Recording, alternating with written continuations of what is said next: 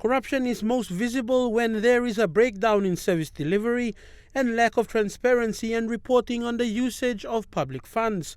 Secretary for Planning Connie Samuel, during the National Co-Creation and Good Governance Conference this morning, mentioned that working together with the civil society and the private sector to fight corruption was a key role of the Open Government Partnership. The OGP platform elevates the government's efforts to fight against corruption and promote good governance, transparency, accountability, enhance effective service delivery.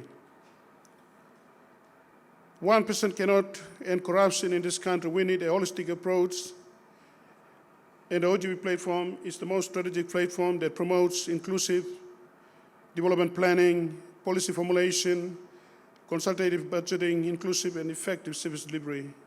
Papua New Guinea is placed very high on the corruption index, and according to Transparency International PNG chairman Peter Aitzi, it is an alarming statistic. The corruption perception index, and that looks at a country and it uses independent perceptions to determine where we sit within the global rankings.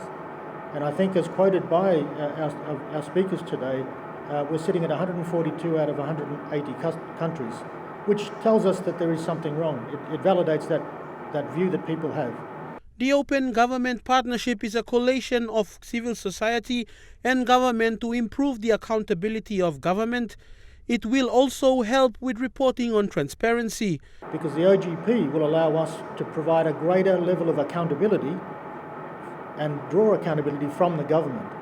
And it does that through a partnership with the civil society. So allowing civil society to be able to engage with government in order for us to improve the reporting that comes out of government so there's greater transparency.